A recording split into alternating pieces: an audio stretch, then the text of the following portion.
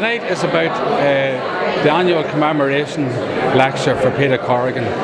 Peter Corrigan was a volunteer in Armagh City. He was a Sinn Féin activist and he was assassinated here in the city in 1982. Last year we celebrated the 30th anniversary and unveiled a new plaque for Peter Corrigan. This is the second lecture and we will have a prominent speaker later on to tell us his views on Peter Corrigan. But Peter Corrigan was a very strong Republican who represented the people here in Armagh City and District. He led the way in terms of elections. He had a vision for elections on electoral strength and electoral success. And he was one of the first people that brought this vision here in Armagh City and District. And tonight we are gathered here to celebrate with his family and local activists to commemorate and celebrate his life and his contribution to the Republican struggle. It's more an honour to have anseo an act ag cefnú Peter Corrigan. Agus going buegas leis na hagrahóirí as an choirú le teachtanach go háirithe ma cheann comrades Freddie Toll far a cheith mé seall an éineach leis an sna blachanna.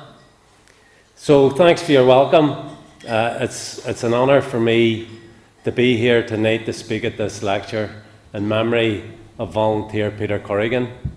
And I want to thank the organisers for inviting me, and especially my old friend and comrade from the blanket protest, Freddie Toll. We spent time together in H3 on the blanket. I didn't know Peter Corrigan, but I know he was a dedicated volunteer, a committed political activist. And there were many, many Peter Corrigans throughout this struggle, and I knew many of them. And like Peter Corrigan, they were all filled with the spirit of freedom. And that's going to be the theme of my lecture here tonight. Not a very adventurous title for a lecture to a gathering of Republicans, because after all, we all know what it is. Most of us have seen it in action, or we've heard stories or songs or poetry about it that proclaim the spirit of freedom. And it seems such a simple concept that requires little definition or explanation. However, it's such an important ingredient in all freedom struggles that I've decided that it's going to be the main theme running through what I have to say tonight. And that said, not everyone recognises the spirit of freedom or the importance of the spirit of freedom in liberation struggles. And I want to address that for a short while here. As was said during the introduction, I spent 18 years in prison. First time in, I was 9 years for causing an explosion in Belfast. And I was sentenced to 15 years. And I was released in 1987. I immediately reported back to the IRA and went back in active service. And unfortunately for me, I was back in prison again in 1989. I was charged with attempting to kill members of the Crown Forces and was eventually sentenced to 24 years in prison. Myself and another volunteer, Murray Wright, who has since passed away. But it was while I was on remand in the Crumlin Road prison that second time that I read an article in the Irish Times by Conor Cruz O'Brien. And O'Brien, for those of you who don't know him or haven't heard of him, was a member of the Labour Party in the 26 counties. He was also a minister in the coalition government in Dublin. And he was often portrayed in the media as this intellectual heavyweight and a modernising liberal. What that really meant was that he was vehemently anti-Republican. And as a matter of fact, it was he who introduced Section 31, the broadcasting ban that prevented Republican voices from being heard in the media in the 26 counties. But O'Brien was also an academic, but he opposed the academic boycott of apartheid South Africa, and it was while he was on a speaking tour of South African universities that he wrote this article for the Irish Times. And in the article, which was written in 1989, he said there was no prospect of Nelson Mandela being released from prison anytime soon, and that the apartheid regime would be there for at least another 20 years. And of course, the Cruiser, as he was known, couldn't have been more wrong. Mandela was released in 1990, and the apartheid regime was history by 1994. So, how did this, supposed intellectual, this political intellectual, get it so wrong? Quite simply, he hadn't factored in the spirit of freedom of the South African people and other freedom-loving people throughout the world. Because you see, the spirit of freedom isn't just a desire to be free. It means acting on that desire, often in a courageous and selfless manner. And there's a message in all of that for all of us, not to pay too much heed to these academic experts, in particular those who tell us we'll never see a united Ireland, because they don't understand the concept of the spirit of freedom. And we, as Irish Republicans, have seen the manifestation of the spirit of freedom over decades and centuries of struggle here in Ireland. And the person in whose honour this lecture is being held, Peter Corrigan, was filled with that spirit of freedom. He was a lifelong Republican. He was one of the founder members of the IRA in this town. He was a committed volunteer and a political activist. And he was killed because he was a Republican. He effectively sacrificed his life for the struggle. And, I always wonder about people like Peter and about other volunteers who have sacrificed their lives. Did they have time in the moments before they died to reflect on what had gone before them? If they did have that time, would they have changed anything? Did they feel fear? Did they regret their involvement in the war against British occupation? Did Peter Corrigan regret his involvement in the struggle against the British occupation of this country? And just because you're filled with that spirit of freedom, it doesn't mean you don't feel fear or apprehension, and it doesn't mean you don't experience doubts about what you're doing. And when I arrived in the H-Blocks in 1979, after having been sentenced to 15 years, I can tell you, I was very apprehensive. We'd heard all the stories in the Crum about the horrendous conditions and about the beatings and the brutality. And on reaching reception, I was given a prison uniform and told to put it on. And I said no, I was going on the blanket. I was a Republican prisoner of war. So I was taken to H-Block 4, and all the way verbal abuse, aggression from the screws, and eventually brought into what was known as the big cell, Cell 26 in C Wing. And this is a cell where the prison uniforms were kept. When you were going out on a visit, you went in there and you put the prison uniform, and when you came back from your visit, you went in and left it in there. But it was also the place where the notorious mirror searches were carried out, and where many of the worst beatings were handed out. And as I arrived in the wing, I had been expecting a big welcome from my comrades. But the wing was deathly silent. And that reinforced my sense of isolation and vulnerability. I didn't know what was going to happen. And when I went into the cell, I was roughed up a bit. It wasn't by any means the worst beating I ever got during my time on the blanket, but the effects of it were probably intensified by that sense of isolation and loneliness that I was feeling on that day. But as I stepped out onto the corridor, I heard a shout going up from behind one of the doors. Far nua ar an Sciathan, new man on the wing. And at that, all hell broke loose.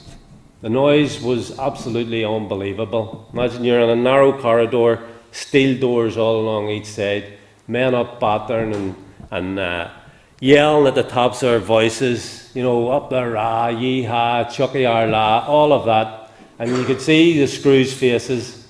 They were absolutely raging. And, you know, the only experience I could imagine that would come close to that would be to run out on the Croke Park on All-Ireland final day, leading your county out onto the pitch. And you know when the teams come out from the tunnel, out onto the pitch, and the crowd erupts. And that's what it was like to me. And by the time I reached my own cell, the hair was standing on the back of my neck, and you know, any sense of isolation or loneliness had dissipated. And, you know, there were only 40 or 50 men in that wing. But the welcome in the wing that day in H4, to me, was the embodiment of the spirit of freedom. You know, men who couldn't or wouldn't be broken, irrespective of what brutality or indignities were inflicted on them or anything else that they were subject to. And of course, that courage inspired me and sustained me and gave me hope and reassurance that I wasn't on my own. And when I volunteered for the hunger strike in 1981, it wasn't a decision I arrived at easily. In fact, it was made all the more difficult for me shortly before Bobby actually started his hunger strike. When I received news on a visit that my sister Louise, who was a year older than me, had been diagnosed with leukemia and was terminally ill. And my father implored me to withdraw my name from the list of volunteers for the hunger strike. Now, to say I was devastated by the news about Louise would be an understatement. And by the time I got back to my cell, my head was spinning, and I didn't know what to do. I wasn't sure what the right thing to do was in these circumstances. And after much thought, I came to the conclusion that every single prisoner in the H-Blocks could have a sad story about their family, and I decided I would leave my name on the list of volunteers. And some have said that to put my parents through that was a cruel and selfish decision on my part. And cruel it may well have been. But how can anyone say that going on hunger strike to the death is selfish? You know, it's the very opposite or antithesis of selfishness. As events moved on in that summer in 1981, and hunger striker after hunger striker died, I was selected to replace Kieran Doherty. Kieran, as you may know, had been elected as TD for Kevin Monaghan, and he was also one of the larger-than-life figures in the H-Blocks. And it's one of the things about the hunger strike, you know, we lost our best men. You know, the men who came forward and gave their lives in the hunger strike were among the best leaders that we had. And Kieran Doherty was in that mould. And it was a great honour and a privilege for me to replace Kieran. And I was informed that I would be replacing Kieran in a column I received from the leadership of the Army. And the column was addressed to volunteer Pat Sheehan. And it was actually the first time I had ever seen volunteer in front of my name. And, you know, I almost stood up and puffed my chest out because I was proud to be a volunteer. I was absolutely proud of my involvement in the IRA and having taken up arms against British occupation in Ireland. However, it quickly occurred to me that usually the only time you see volunteer in front of anyone's name is on a headstone in a graveyard or in the obituary columns in the newspapers. And the column went on to say that if I followed through with my commitment to join the hunger strike, I would be dead within 2 months. And that rocked me back on my heels. There it was, in black and white. There was no ifs, buts or maybes. You will be dead in 2 months. However, the column also gave me a way out. It stated that by embarking on this course of action, you would be bringing the movement, that I would be bringing the movement into direct confrontation with the enemy. And that if I had any second thoughts, I should stand aside now and nothing less would be thought of me. And did I have any doubts? Well, I wrote back the leadership of the army saying that I hadn't. But that wasn't exactly true. I was as sure as I could be, but I was getting into uncharted territory. I had been on the 1980 hunger strike for 5 days at the end, but other than that, you know, I didn't know what I was going to be like after 10 days, 20 days, 30 days, or when death was staring me in the face. But I said I was sure. And ironically, the weaker I became physically, the stronger I became mentally and psychologically. And, you know, that's not to say I didn't question what I was doing. I was 23 years of age at that time. And even though I'd come into prison when I was 19, I had played senior hurling and football for my club St Galls in Belfast. I'd played minor football for Antrim. I'd captained Antrim, the under-19 vocational schools team, our vocational schools Ulster title. And yet, there I was in a prison cell. I weighed, by the time the hunger strike ended, I weighed about 7.5 stone. I was almost completely blind. I could have made out shapes coming into the room, but I couldn't have identified anyone.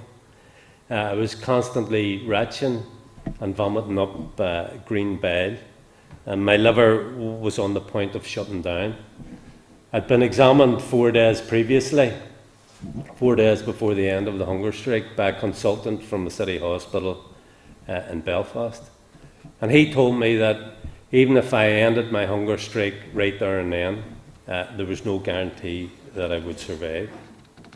And you know, more than once, I asked myself the question, Pat, what the hell are you doing here?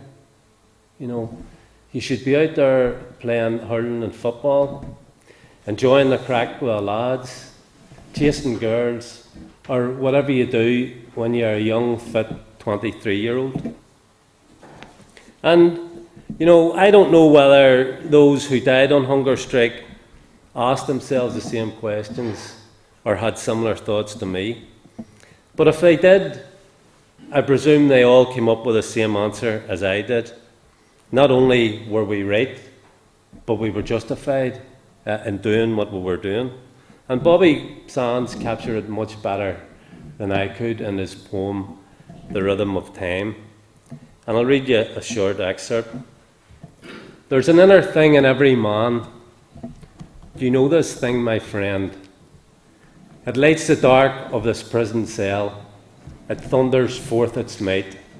It is the undauntable thought, my friend, that thought that says, I'm right.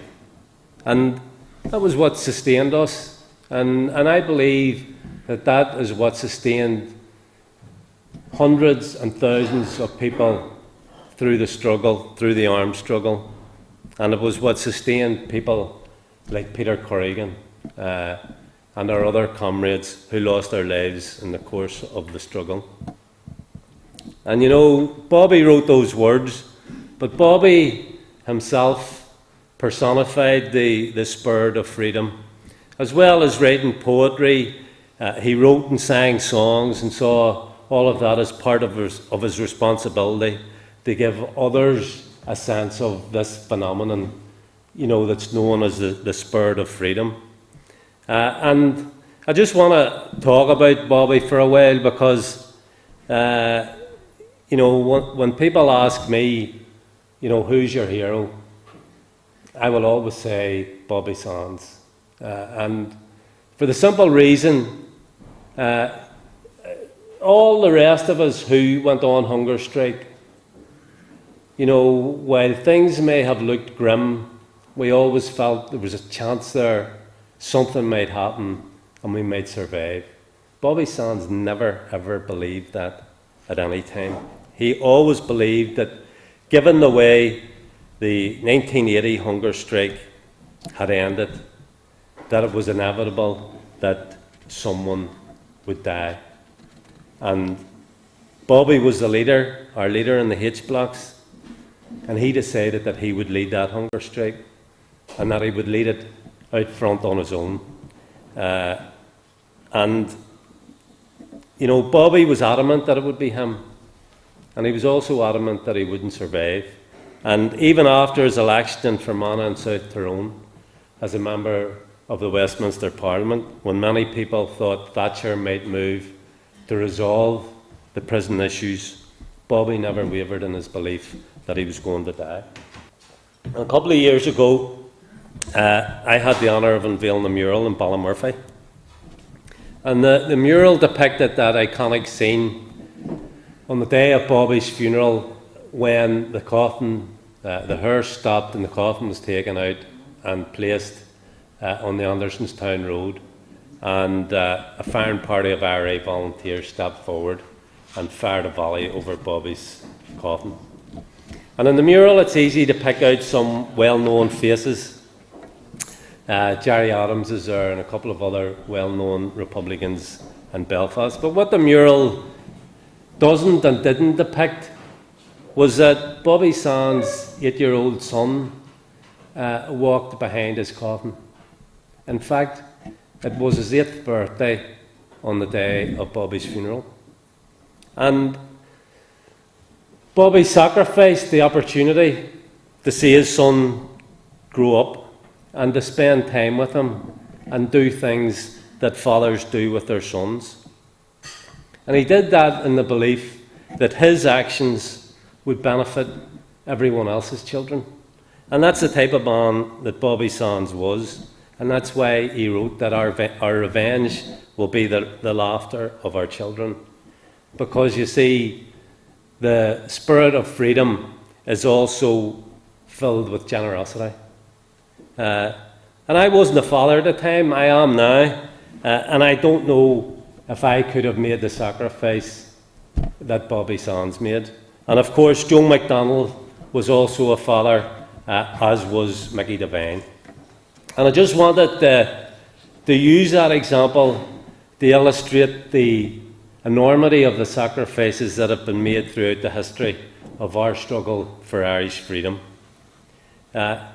Today, we don't need young people to go out in active service or to hunger strike in prison cells, but we do want them to possess the same spirit of freedom that was the hallmark of our patriot dead.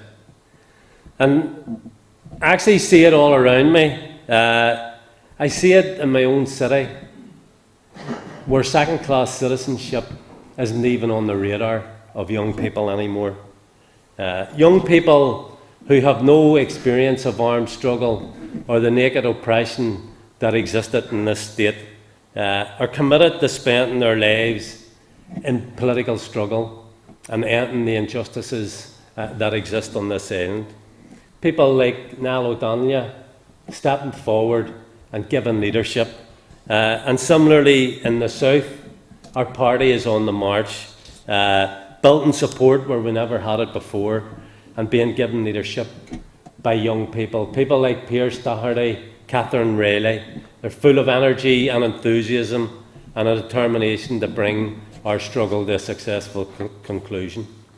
They are the people who know and understand the spirit of freedom. I just want to finish off with a few lines from, believe it or not, a Bruce Springsteen song. It's a song called We Are Alive. It's not about Ireland, but it's, in a way, it's connected to the theme that has been running through this lecture tonight. And when I heard it recently, I thought the lyrics were appropriate to what I'm talking about here. So here goes. We put our ears to cold gravestones. This is the song it sang. We are alive. And though our bodies lie alone here in the dark, our souls and spirits rise to carry the fire and light the spark, to stand shoulder to shoulder in hard times. We are alive. We are alive. Kharja, the spirit of freedom is alive and well.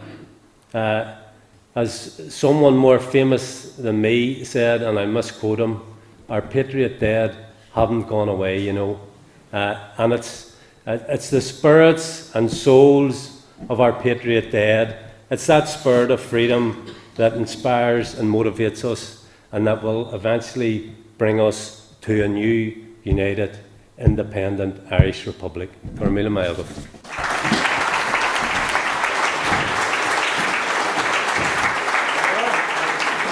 I thought it was a great privilege to be here to hear Pat talking, and I think he's an inspirational man. To hear his own personal experience of the hunger strike brought it all back to me how when I was young I grew up totally impassioned by Bobby Sands, and he was my hero as well, and it was great to hear him read some of his poetry as well, and to have it all linked into my granddad's anniversary makes it extra special. He was a great man, and we've all felt the loss.